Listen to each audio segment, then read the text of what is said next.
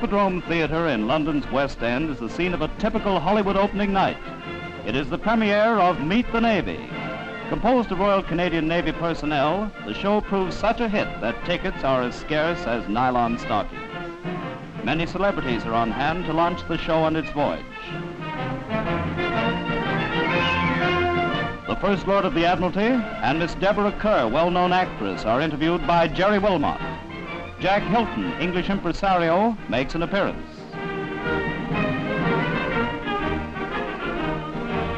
The Honourable and Mrs. Massey and Noel Coward are introduced. Dame Laughton Matthews and critic Beverly Baxter wish the Navy all the best. Ex-film star Colonel Ben Lyon swells the crowd of well-wishers. Now, coming into the Hippodrome Theatre on the opening night, the Lord Mayor of London. I wonder, sir, might we ask you just for a word for our cameras? Yes, certainly. Nothing gives me more pleasure than to send a greeting to the people of Canada, and my pleasure at being present on this wonderful occasion when I know I'm going to enjoy a wonderful show put up by the people of Canada. The show opens with a bang and swings into a snappy dance routine which brings down the house. The ensemble dancing elicits a great deal of praise from London's hard-boiled critics. The fast-moving routines are a tonic to the war-torn nerves of London theatergoers.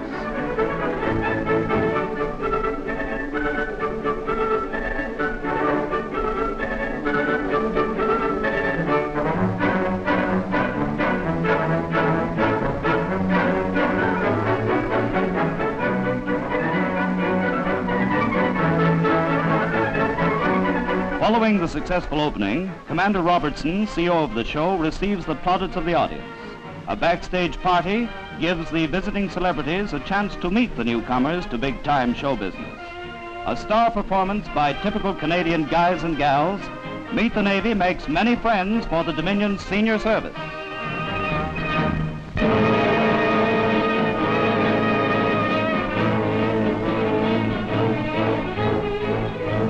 At a Canadian base near the foot of the Apennines, an urgent message is received. Canadian tanks high in the mountains need supplies. It is the job of the ski troops to deliver the goods. Only sure-footed ski men can scale the snow-clad heights. On the alarm signal, the lads pile out and prepare themselves for the trip.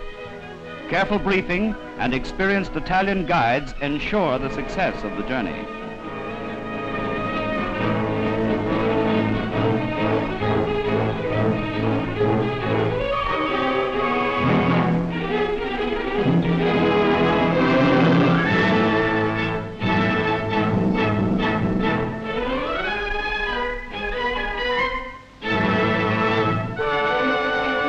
Even faces are camouflaged with powder. Blending completely with the ground, the ski train is a hard mark for Gerry's snipers to hit as they make their way across the snow.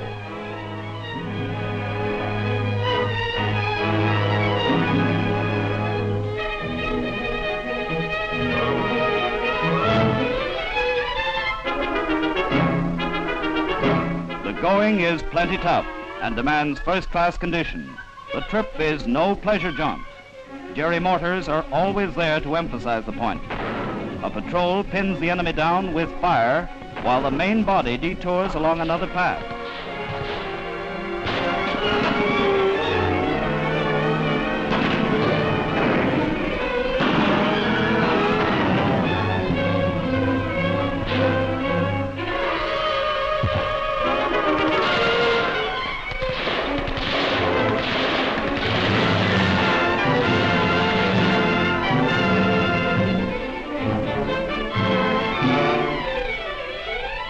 Much-needed supplies arrive at a tank position on the mountain peak. Welcome indeed are the ski men who have traversed miles of difficult trails to bring food and ammo. A spot of tea tastes like nectar after the perilous trip. With the supplies comes the mail. Letters from home are doubly appreciated on outpost stations.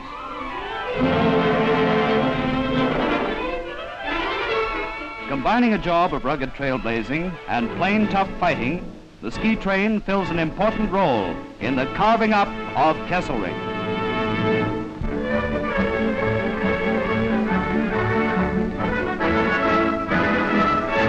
An ideal way to keep Canadian soldiers fighting fit is training for boxing matches. In Ottawa, Joe Louis, the Brown Bomber, referees a boxing card at the Uplands Training School. In the first bout, Private Garcia represents the Army and Sergeant Roy Jones the RCAF. The fighting goes to the Army all the way. Keeping up a steady 1-2, Garcia keeps Jones on the defensive.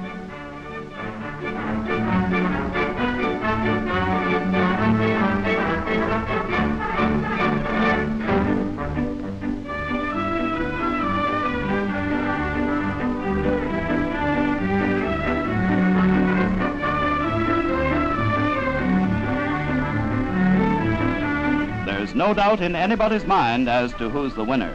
It's Private Garcia. The heavyweight champ is presented with a token of the boys' appreciation by Upland CO.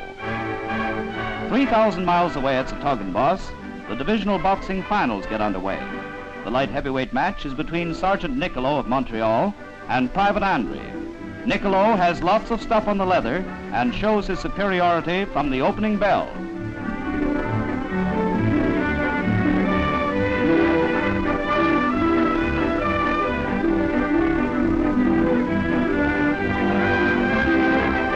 No knockout is scored, but Niccolo gets the judge's nod.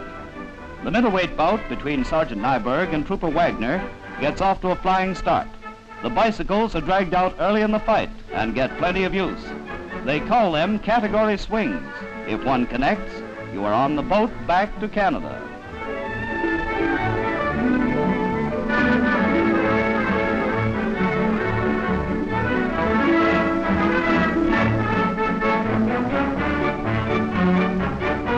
Early in the second round, Nyberg smashes his way in for the kill. A clean knockout ends conclusively the ambitions of Trooper Wagner. With friends and fists, Canucks are slugging ahead to victory.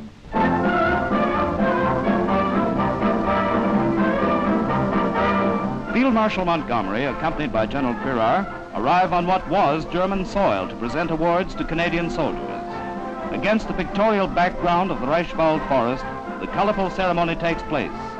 While in nearby positions, guns blast away at the enemy, various decorations are presented for deeds of valor.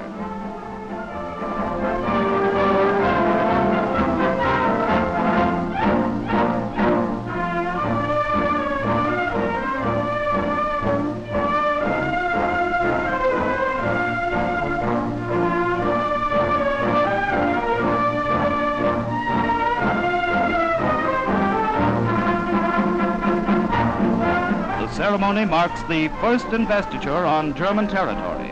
Maybe the second one will be in Berlin.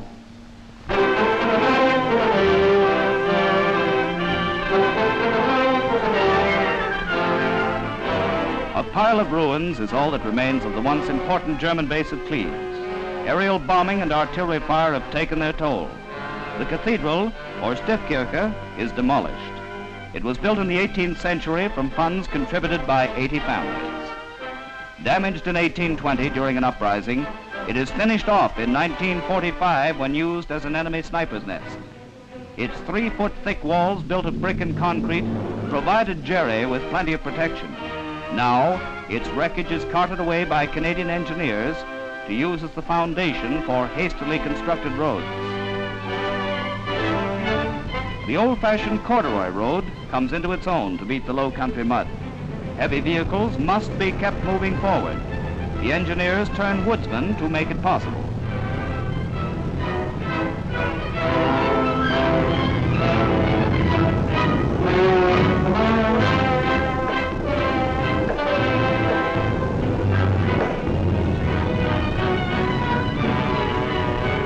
Thanks to the road makers, lorries are able to drive right up to the main depot of the amphibious ducks.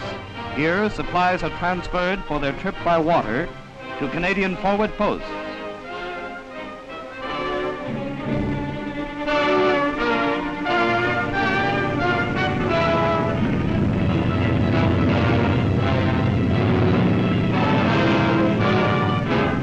German civilians stream to the Allied rear for protection as our infantry moves up to the attack.